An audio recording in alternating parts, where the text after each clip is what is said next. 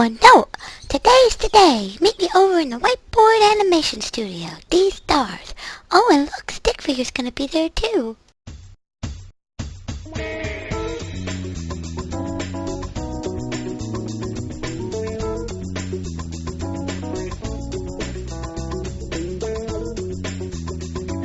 Well, that's strange. The little darlings are late. I guess I'll just have to start without them. Greetings, eTourist. Today we're going to talk about Cool Froyd's Stars. So come on, let's get started. You've waited long enough. Now what's this? And yeah, I get to see my boy HOOT. I hope that dang writing hand doesn't get in my way. I better get going. I don't want to be late.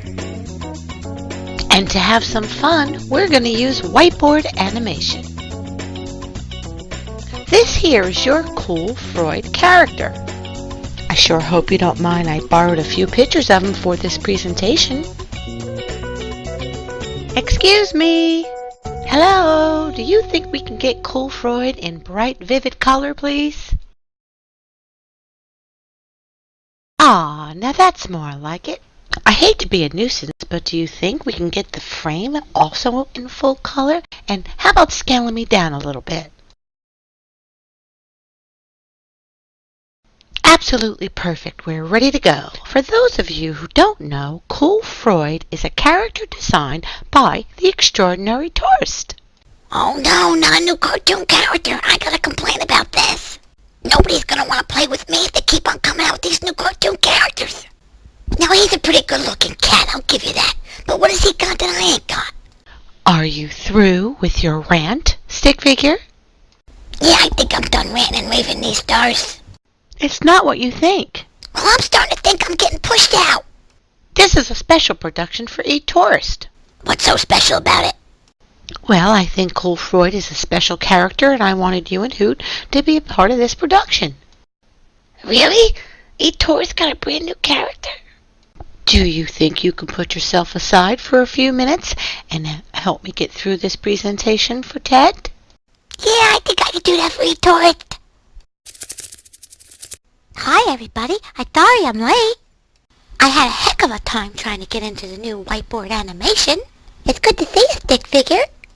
It's great to see you too. Yay, finally we get to meet Cool Froyd. He's fantastic. You mean you knew about this, HOOT?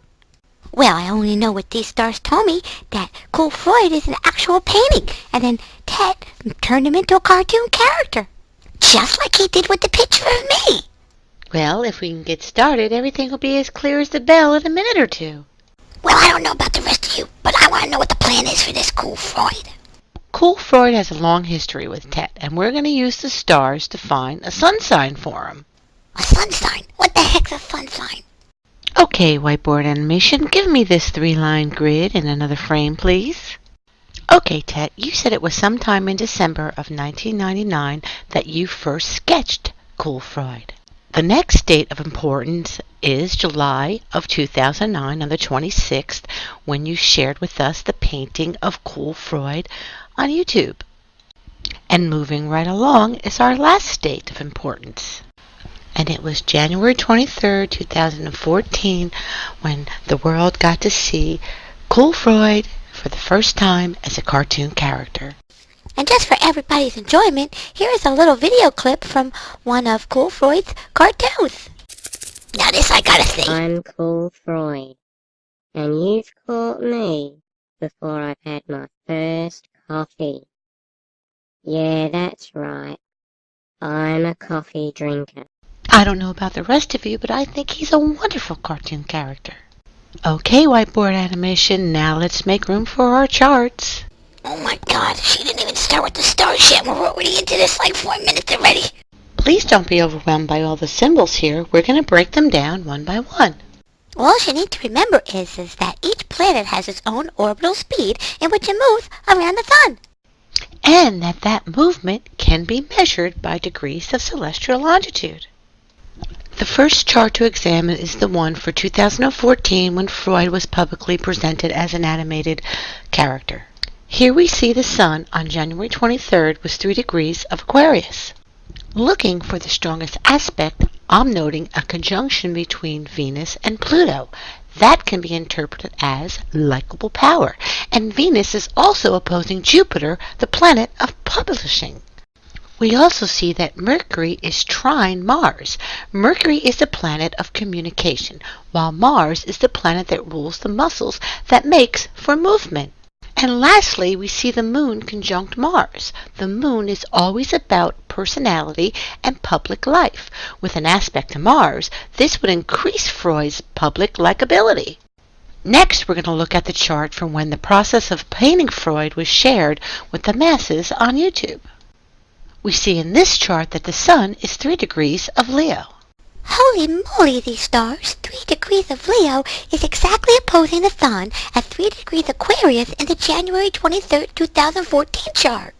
That's pretty amazing, these stars. The timing that includes the 5-year difference, a day sooner or later in the January publishing date, and that degree would be one smaller and one larger. That's a brilliant observation, Hoot. Good boy. I was going to leave it for the end. Again, looking for the strongest aspect in this chart, I see that the same planets that were in strength in the January 2014 chart are again in strength at this time, 5 years earlier, while he was being painted. Venus is the planet of art, and Jupiter the planet of publishing, and this time they were 1 degree apart from being an exact 120-degree aspect to one another. And here's another rematch. We see that Mercury and Mars are also meeting up again in aspect at this time. This is very exciting, as it suggests that Freud was always meant to be an animated character. Now in this chart, we also have a Moon-Uranus opposition, but I can't really give her any weight in this analysis because her movement is so fleeting, and only the exact time of an upload to the public would give us her measurement, which in turn tell us of her strength to Uranus. Nonetheless, the Moon provides in popularity, and it will do so when it is in aspect to Uranus, the planet that rules the masses. Now it's here in this December 1999 chart where the Starry Tidbits start to get even more exciting astrologically. Now, although we don't have an exact day in December for Freud's original sketch, what we do have are the 2 other pivotal dates in time to help us rectify the sketch chart. After a look around the month of December and seeing that Mars was again in aspect to Mercury and Venus to Jupiter, as well as seeing the Sun moving into a position that would soon trine the planet Saturn, which gives Freud his progressive longevity that takes us all the way up to the present. It all started to make sense that a date of December 23rd through the 30th of December is most likely the span of time for the sketch of Cool Froyd. But gluing it all together was Mars at the 20th degree of Aquarius on the 23rd, which is right on target with the other planets' alignment at this degree in the 2009 and 2014 charts. Oh, dang it, these stars. You said we were supposed to be figuring out the sun sign. Now hurry up. Well, Hoot, what do you think? Sun in Capricorn, Sun in Leo, or Sun in Aquarius? Well, I'm so glad you asked him because I don't know what the heck you're talking about. I say we make him a Capricorn and go with the first chart. I mean, he's got all the traits of a Capricorn. He's getting better with age. He's been hanging around for a long time, and he's a serious cat.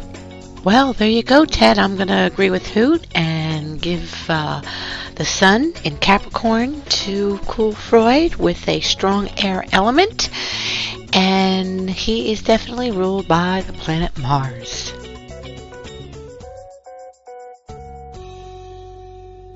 Oh, dang it. Now I know what my sun sign is.